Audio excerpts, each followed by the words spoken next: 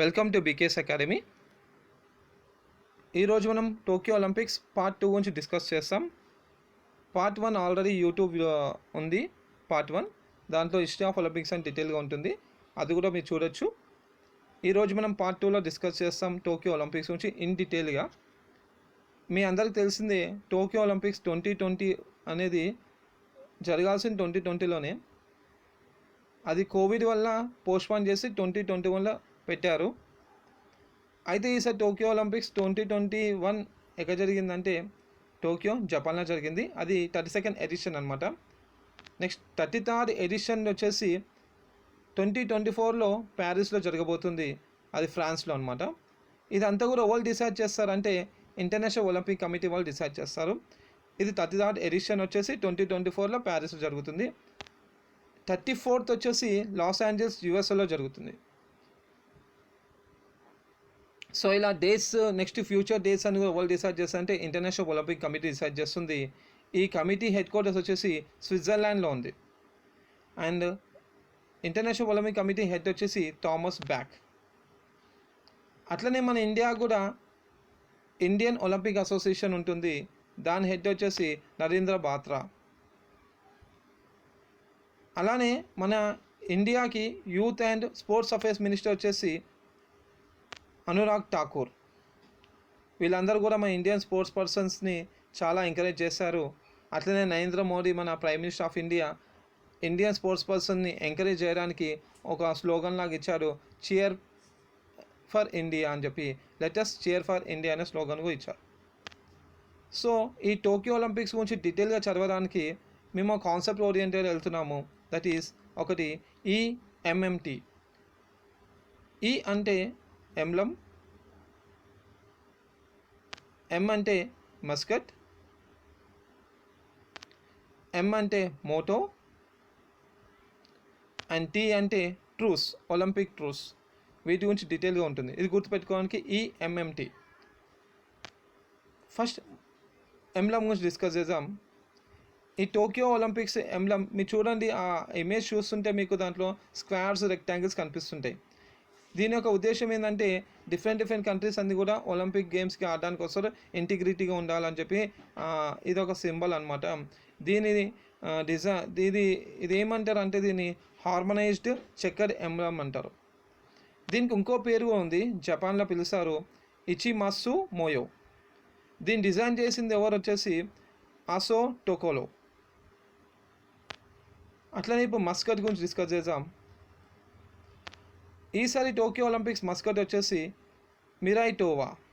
ఇది జపాన్ యొక్క వాళ్ళ ప్రోవర్బ్ అనమాట, మిరైటోవా మీనింగ్ వచ్చేసి learn from the past, develop new ideas.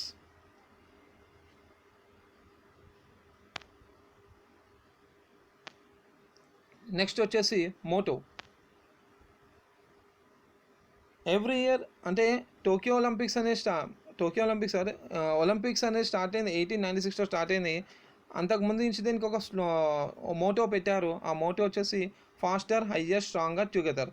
కానీ ఈ ఇయర్ ఆ మోటో చేంజ్ చేస్తారు. ఈ టోక్యో ఒలింపిక్స్ వాళ్ళు మోటో వచ్చేసి యునైటెడ్ బై ఎమోషన్.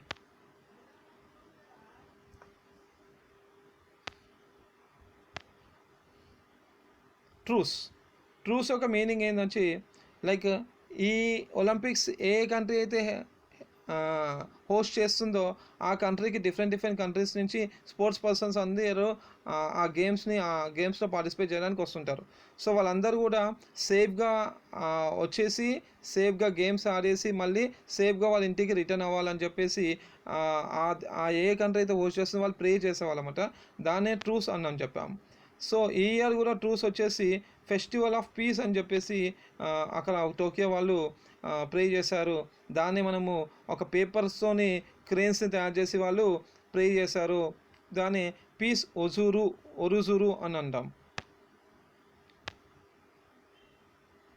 ఈసారి టోక్యో ఒలింపిక్స్లో మన ఇండియా నుంచి ఓపెనింగ్ సెరమనీకి ఇండియన్ ఫ్లాగ్ బేరర్స్ వచ్చేసి Mary Kom and the Indian hockey team captain Manpreet Singh. అట్లనే క్లోజింగ్ సెరమనీకి వచ్చేసి మన ఇండియన్ ప్లేయర్ వచ్చేసి లైక్ బజరంగ్ పూనియా క్లోజింగ్ సెరమనీకి ఫ్లాగ్ బేరర్ లాగా చేశారు. ఇప్పుడు మనం చూసాం మన ఇండియాకి గోల్డ్ మెడల్స్ వచ్చాయని చెప్పి అందరికీ తెలుసు.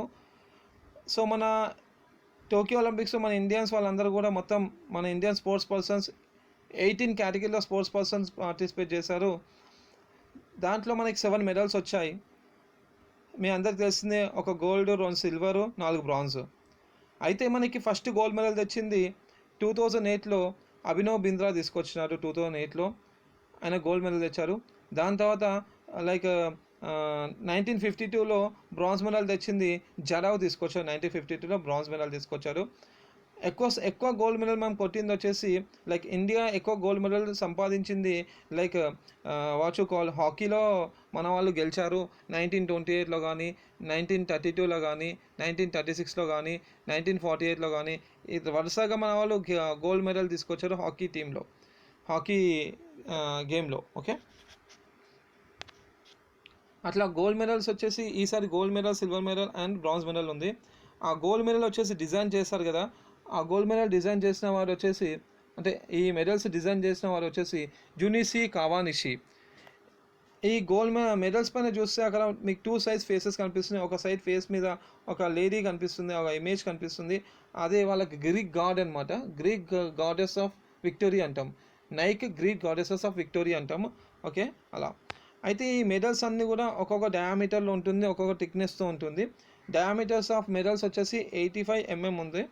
అండ్ థిన్నెస్ట్ పార్ట్ వచ్చేసి 7.7 mm అండ్ థిక్కెస్ట్ పార్ట్ వచ్చేసి 12.1 mm. గోల్డ్ యొక్క వెయిట్ మనకు అడగచ్చు ఎగ్జామ్లో, గోల్డ్ వెయిట్ ఎంత అని.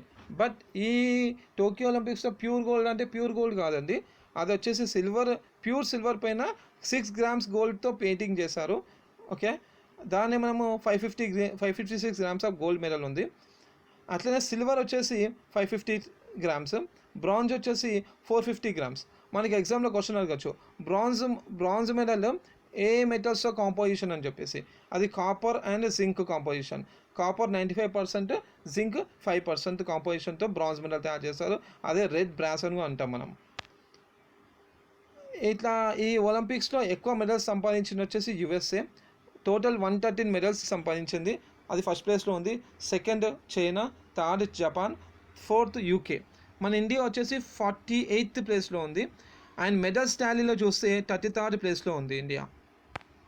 Thank you.